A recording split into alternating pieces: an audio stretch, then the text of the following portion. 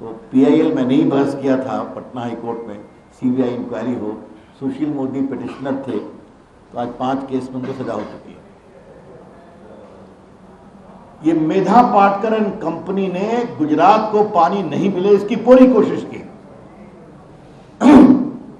और मनमोहन सिंह की सरकार खड़ी थी उनके साथ बाधा देने के लिए। और ये बात मैं इसलिए कह रहा हूं कि मैं पेश हुआ हूं वकील के रूप में जबलपुर हाई कोर्ट में, सुप्रीम कोर्ट में कई मामलों में। सिर्फ सरदार सरोवर डैम नहीं, इंदिरा सागर डैम, ओंकारेश्वर डैम, सबको समस्या पैदा की, चाहे गुजरात के नहरों में पानी हो या फिर मध्य प्रदेश के नहरों में पानी। और आज अभिनंदन मोदी जी का कि ये पानी रेगिस्तान में भी पहुंच गया सौराष्ट्र के। इसे कहते हैं डेवलपमेंट, जो कभी सोचा नहीं गया। और बाकी चर्चा बहुत हुई, आप सभी जानते हैं, मैं ज़्यादा उस पर क्या बोलूं। वैसे भी बड़ौदा के जनता का आशीर्वाद हमें हमेशा मिलता है, लोकसभा हो, विधानसभा हो, नगर निगम हो। तो माननीय अध्यक्ष जी ने बताया। एक दूसरी बात यह है, जो गुजरात के चुनाव का एक बहुत ही विशेष पहलू है कि नरेंद्र मोदी जी ने 14 साल यहां के मुख्यमंत्री के रूप में विकास के नए आयाम लिखे और वो विकास आज भारत के प्रधानमंत्री के रूप में और विस्तार से दिखा रहे हैं, जिसकी चर्चा दुनिया में भी होती है। आज Modi ji is a global leader, ये बात मैं बहुत जिम्मेदारी से कह रहा हूं। जिस तरह से मोदी जी ने कहा कि ये समय युद्ध का नहीं है, उसको G20 ने अपने प्रस्ताव में लाया। यूक्रेन की लड़ाई में हमारे बिहार के भी बहुत से मेडिकल स्टूडेंट फंसे हुए थे, गुजरात के भी फंसे हुए थे, और मोदी जी ने फोन किया पुतिन को और जेलेंस्की को, कृपया करके एक दिन के लिए बंबई रोकिए, हमें बच्चों को निकालना है। और दोनों ने रोकी और बच्चे निकले। इसे कहते हैं ग्लोबल लीडर। आज खड़गे साहब कांग्रेस के अध्यक्ष आए हुए हैं, तो मैं सोच रहा था उनका जवाब कहां मैं दूं। सुबह अखबार पढ़ा, हमने कहा बड़ौदा में ही दूंगा। और ये बात मैं बहुत जिम्मेदारी से कहना चाहता हूं। उन्होंने कहा है कि लोकतंत्र तो कांग्रेस ने लाया, तभी तो ये मोदी जी प्रधानमंत्री हैं। तो मैं थोड़ा होमवर्क उनका ठीक करना चाहता हूं। खड़गे जी, आप नए नए अध्यक्ष बने हैं, गांधी जी के आशीर्वाद से आजादी का आंदोलन हुआ, लोकतंत्र तो आया, लेकिन लोकतंत्र को कांग्रेस के पहले प्रधानमंत्री ने परिवार तंत्र बना दिया। अपनी बेटी इंदिरा गांधी को कांग्रेस का अध्यक्ष बना दिया, फिर वो प्रधानमंत्री बनी, फिर संजय गांधी, फिर राजीव गांधी, फिर राहुल गांधी, बीच में सोनिया गांधी। तो एक लोकतंत्र का स्वरूप खड़गे साहब कांग्रेस का है, और एक लोकतंत्र का स्वरूप जनता के आशीर्वाद से है कि एक चाय वाले के गरीब परिवार में पैदा हुआ नरेंद्र मोदी जनता के आशीर्वाद से भारत का प्रधानमंत्री बनता है। तो आई होप मिस्टर खड़गे, ये लोकतंत्र का अंतर आप समझिए।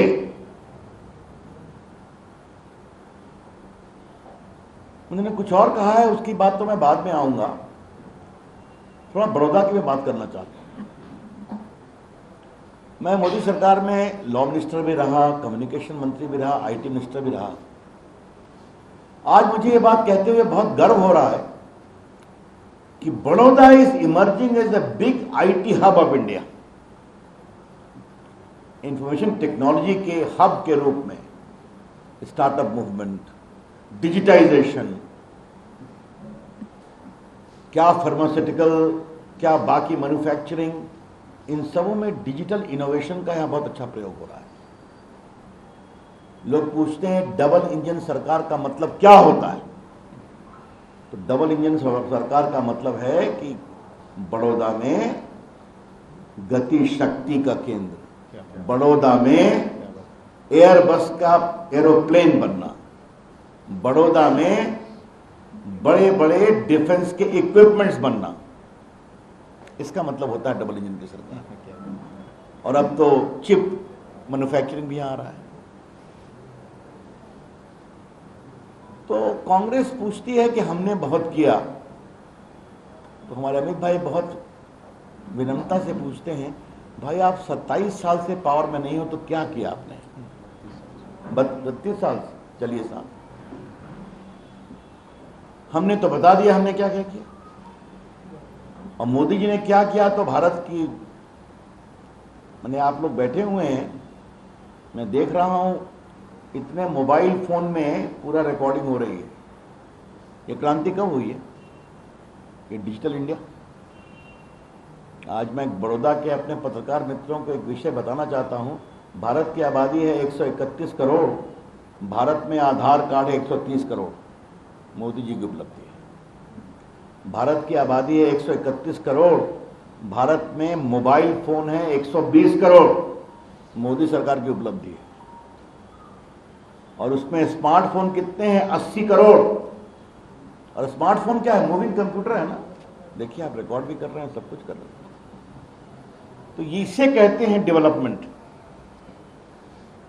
और एक बात मैं आपसे कह सकता हूं, आप सबों को तो कोरोना का टीका लगा था ना, इसकी खबर कहां आई थी? आपको फोन पे आई थी ना कि आपका पहला डोज इस तारीख को यहां लगेगा, सबको आई थी। ये किसने किया था? मोदी की सरकार ने किया था ना। 200 करोड़ लोगों को आपके फोन के माध्यम से कोरोना के वैक्सीनेशन का इंटीमेशन किया गया था। इसे कहते हैं काम। और जहां तक वैचारिक सवाल है, 370 कहा था हटाएंगे तो हटाया, 3 तलाक कहा था हटाना था तो हटाया, राम मंदिर बनाना था तो बनाने की प्रक्रिया शुरू हो गई, और सब वैधानिक रूप से कर रहे हैं। जब सुप्रीम कोर्ट में राम जन्मभूमि का केस चल रहा था तो मैं तो लॉ मिनिस्टर था, तो मैं बहस नहीं कर सका, लेकिन क्योंकि इलाहाबाद हाईकोर्ट मैंने बहस किया था, सब मैं जानता हूं। सुप्रीम कोर्ट ने, बड़ौदा के मित्रों से मैं पहली बार मिल रहा हूं, पत्रकारों से, तो उस यूनानिमस जजमेंट के 3 बिंदुओं को हमेशा याद रखिएगा। पहला, बाबरी मस्जिद बनने के 300 साल बाद तक मुस्लिम पक्ष के द्वारा ऐसा कोई सबूत नहीं दिया गया कि इस पर उनका एक्सक्लूसिव पोजीशन था। ठीक है। दूसरा, बाबरी मस्जिद बनने के बाद भी हिंदुओं का कभी यह विश्वास नहीं डोला कि यह प्रभु राम का जन्म स्थान है और हिंदू आकर वहां अपना सर झुकाया करते थे। ये दूसरी फाइंडिंग सुप्रीम कोर्ट की है। और तीसरी क्या है? आर्कियोलॉजिकल सर्वे ऑफ इंडिया की खुदाई से स्पष्ट है कि एक मंदिर की बुनियाद पर मस्जिद बनाई गई थी। तो ये तो हमारा आंदोलन था ना, तो हम वैधानिक रूप से काम करते हैं।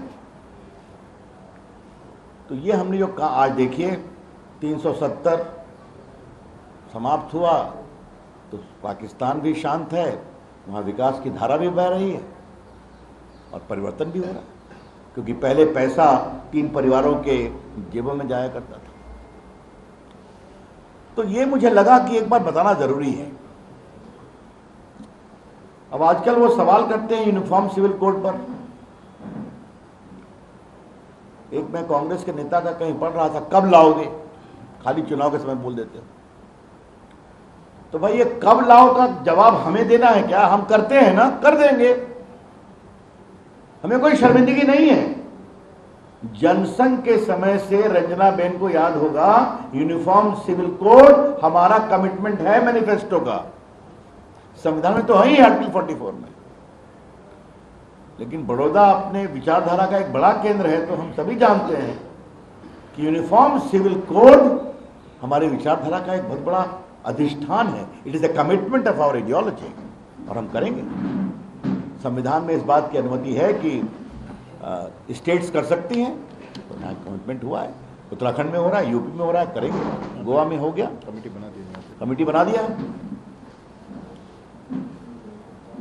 अब जरा खड़गे साहब ने एक बात और कही है, इसलिए मैंने कहा कि उनका हिसाब मैं आज बड़ौदा में करूंगा, तो इसीलिए आज करने का मूड है, क्षमा करिएगा। क्योंकि पता नहीं खड़गे साहब की कितनी सभा हुई रंजना बहन? 2 ही हुई है। राष्ट्रीय अध्यक्ष 2 सभा हुई है, 2 बार आए। अपने अध्यक्ष को कांग्रेस पार्टी कितना बुलाती है मैं उन पर छोड़ता हूं। मैंने कहा कि सरदार पटेल हमारे थे, आप उनमें और नेहरू जी में मतभेद करने की कोशिश मत करिए। हमने कब कहा सरदार पटेल हमारे थे भाई? वो तो आप ही के थे। लेकिन आपने सरदार पटेल का कितना सम्मान किया, ये हम जानना चाहते हैं। और खड़गे साहब, आज आपके सरदार पटेल के उस कमेंट पर मेरा काउंटर कमेंट है। सरदार पटेल मरे 1950 में, उनको मिला भारत रत्न 1991 में, मरने के 41 साल बाद। ऐसा नेता जिसने भारत को एक सूत्र में जोड़ा, जिसके कारण भारत आज एक है, वो तो देश रत्न थे ना, उनको आपने दिया 91 में। और याद करिए खड़गे साहब, 556 रियासतें थीं, जिसमें बहुत सी गुजरात की रियासतें थीं। उन सभी रियासतों का सम्मान जिन्होंने भारत के संविधान के अंतर्गत भारत में विलय किया, 555 रियासतों को सरदार पटेल हैंडल कर रहे थे, वहां कोई समस्या नहीं है। एक को नेहरू जी हैंडल कर रहे थे, किसको? कश्मीर को। वहां 2019 में आर्टिकल 370 समाप्त हुआ। तो थोड़ा खड़गे साहब होमवर्क करिए ना, आप नहीं करते हैं। हाँ, लेकिन फिर आता हूं उस सवाल पर, क्यों 91 में 41 साल बाद मिला? कौन थे प्रधानमंत्री 91 में भारत के? नरसिम्हा राव। और अगर परिवार के प्रधानमंत्री होते 91 में, तो यह काम भी अटल बिहारी वाजपेयी को ही करना पड़ता, जो उन्होंने 98 में जेपी को दिया, बाकी को दिया। हाँ? बीच में नेहरू जी को मिला, इंदिरा जी को मिला, राजीव गांधी को मिला, बीवी गिरी को मिला, जाकिर हुसैन को मिला, ठीक मिला। सरदार पटेल को क्यों नहीं मिला? यह सवाल हम क्यों नहीं पूछेंगे सरदार की इस पुण्य भूमि गुजरात में? और सुनिए आप, मौलाना आजाद इतने बड़े नेता थे आजादी के, उनको कब मिला? वो मरे 1959 में, उनको मिला 1992 में, क्योंकि ये दोनों नेहरू जी के आलोचक थे। तो खड़गे साहब, ये आपका लोकतंत्र है, हम सबों का सम्मान करते हैं और करेंगे। इसीलिए इतनी बड़ी प्रतिमा लगी है केवड़िया में, आज तक कोई कांग्रेस के नेता गए हैं वहां नमस्ते करने, प्रणाम करने? बाय द वे, बड़ौदा के पत्रकार मित्रों से एक और सवाल मुझे पूछना है, राहुल गांधी कहां हैं? गुजरात से इतनी बेरुखी क्यों हो गई भाई उनको? पिछली बार तो 17 में मुझे याद है बहुत घूम रहे थे यहाँ पर, कभी इस मंदिर में, कभी उस मंदिर में, कभी इस मस्जिद में। एक दिन के लिए आए थे। अब वो भारत जोड़ो यात्रा पर हैं, अब ये उनका विषय, मैं कुछ नहीं बोलना है। अच्छा होता पहले अपनी पार्टी को जोड़ लेते ना। राजस्थान में जो मुख्यमंत्री हैं अशोक गहलोत, गुजरात के प्रभारी हैं, वो अपने पूर्व उप मुख्यमंत्री को क्या कह रहे हैं? गद्दार। तो मध्य प्रदेश के बाद आप वहां घुसने वाले हैं, तो पहले अपनी पार्टी को जोड़ लीजिए। लेकिन राहुल गांधी गुजरात के लेकर गंभीर क्यों नहीं है? क्योंकि जानते हैं कि यहां नतीजा कुछ नहीं आने वाला है, इसलिए एक हार का ठीकरा क्यों पढ़ा जाए। तो राहुल गांधी, क्या गुजरात को आप इतना ही गंभीर लेते हैं? कांग्रेस पार्टी इस चुनाव में अपने को हारा हुआ डिक्लेयर कर चुकी है, बुरी तरह से। यही कारण है कि मैंने सवाल पूछा तो मेयर साहब ने कहा 2 बार खड़गे साहब को बुलाया गया है। चलिए उनका विषय। एक सज्जन और हैं जो दिल्ली वाले हैं, वो भी आए हैं। कल राजकोट में भी उनके कुछ लोग घूमते हैं। मैं पूछा कितने लोग? सब सीट पे लड़ रहे हैं। यहाँ पूछा विजय भाई से, तो कितने सीट पे लड़ रहे हैं यहाँ पर? वो यहाँ पर दिल्ली वाले साहब कितनी सीट पे लड़ रहे हैं? सभी सीट पर। हिंदुस्तान की राजनीति में पत्रकार मित्रों आजकल एक नया शब्द है, फ्री स्टाइल लीडर। हाँ, तो अरविंद केजरीवाल जी वही नेता है। जहां चुनाव वहां हम। गोवा चुनाव हुआ, चले गए, लड़ गए, हार गए, वापस चले आए। हिमाचल तो अभी गए हैं, उत्तराखंड चले गए और क्या कहा कि हम बस सरकार बनाएंगे। सीएम को डिक्लेयर भी कर दिया, चले गए, लड़ गए, हार गए, वापस आ गए। हिमाचल में हारने वाले हैं। अब गुजरात में आए हैं, यहां भी एक सीट नहीं मिलेगी। गुजरात की जनता भाजपा के साथ, राष्ट्रवाद के साथ लगी है गंभीरता से। मित्रों, मुझे एक अंतिम बात कहनी है, फिर आपके सवालों का मैं उत्तर दूंगा।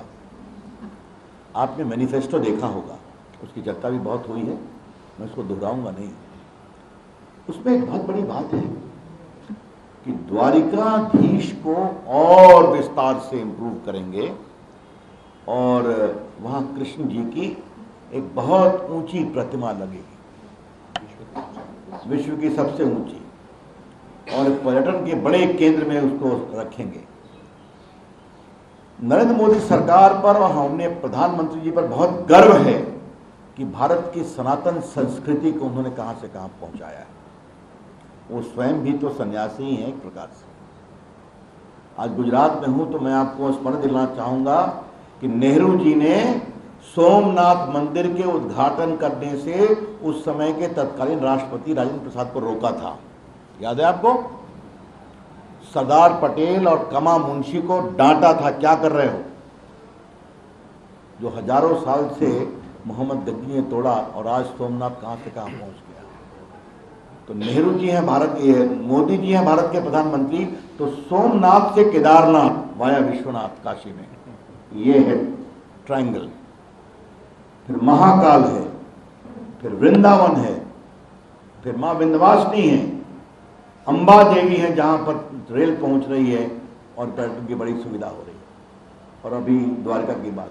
हमें गर्व है भारत की सनातन संस्कृति पर। We are very proud of India's Sanatan cultural heritage. ये भारत के संस्कार के स्तंभ हैं। प्रभु राम, प्रभु कृष्ण, महादेव के बिना भारत की कल्पना नहीं की जा सकती। अब कुछ लोग वोट बैंक की पॉलिटिक्स में नहीं करते हैं तो हमें कुछ नहीं कहना, लेकिन ये क्या मतलब है कि वहां भक्त जाएं तो गंदगी में रहें, ठहरने को जगह नहीं मिले, सड़कें नहीं मिले। तो आज ये, और आपको जानकर खुशी होगी कि वाराणसी में टूरिस्ट इनफ्लो 100 गुना बढ़ गया है। तो होटल खुलता है, लोगों को काम मिलता है, ये अवसर मिलते हैं। तो ये जो बहुत बड़ी सोच है हमारे मैनिफेस्टो की, तो मुझे वो कहना था। That's all from my side friends. आपके सवालों के लिए तैयार हूं मैं। धन्यवाद। आपने खड़गे जी की बात की, उन्होंने एक बात और करी है। उन्होंने कहा है कि जो पीएम मोदी जी हैं वो उन पे जो हमले हो रहे हैं एब्यूजिव लैंग्वेज के, उसके बहाने वो सिंपैथी गेन कर रहे हैं और उनको लीडर ऑफ लाइस का, लीडर ऑफ लाइस। देखिए, बहुत विनम्रता से एक बात कहूंगा, खड़गे जी कांग्रेस के अध्यक्ष हैं। किस परिस्थिति में कांग्रेस के अध्यक्ष बने हैं ये हमको नहीं बताना है, ठीक है? इसलिए नरेंद्र मोदी से उनकी तुलना नहीं हो सकती एक ग्लोबल लीडर से। ये बताइए कि कौन एब्यूज कर रहा है हमारे नेता नरेंद्र मोदी जी को? वो कौन से नेता है? राजीव रंजना बहन जो यहाँ आपके, अब नाम मैं तो नहीं ले रहा हूँ, आपने ले लिया नाम, औकात बता देंगे? ये कौन सी भाषा है कि भारत के प्रधानमंत्री को औकात बताने का दम दिखाते हैं? और एक नेता है जो अभी भारत दर्शन पर हैं, 19 में क्या कह रहे थे? चौकीदार ... जनता ने जवाब दिया ना। तो खड़गे साहब, शब्दावली आपकी हताशा की है अब बार बार, और कोई नई बात नहीं है। हम तो मोदी जी का अभिनंदन करेंगे कि जितने शांत भाव से उन्होंने गाली को सहा है और अपने समर्पण पर डिगे हैं, वो बहुत बड़ा एक लोकतंत्र की विजय यात्रा है।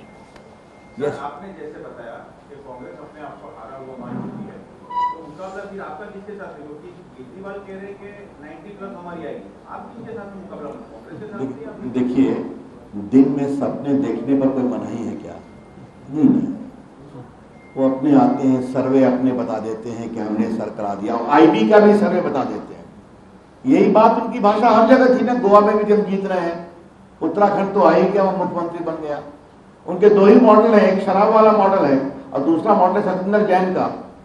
6 महीना तक जेल में मंत्री है, क्या क्या बलात्कारियों से अपना पैर दबवाते हैं, उनका इस्तीफा नहीं लिया गया, जबकि वो मनी लॉन्ड्रिंग एक्ट में एक्यूज थे। और क्या कहा केजरीवाल जी ने? वो भगत सिंह के समान बलिदानी है। याद है ना आपको? एक ये उनका मॉडल है। हमारी लड़ाई कांग्रेस से है, हम मानते हैं। लेकिन हमें लगा कांग्रेस थोड़ा ठीक ठाक लड़ेगी, बस। तो मैंने इतनी बातें तो बताई थी आपको।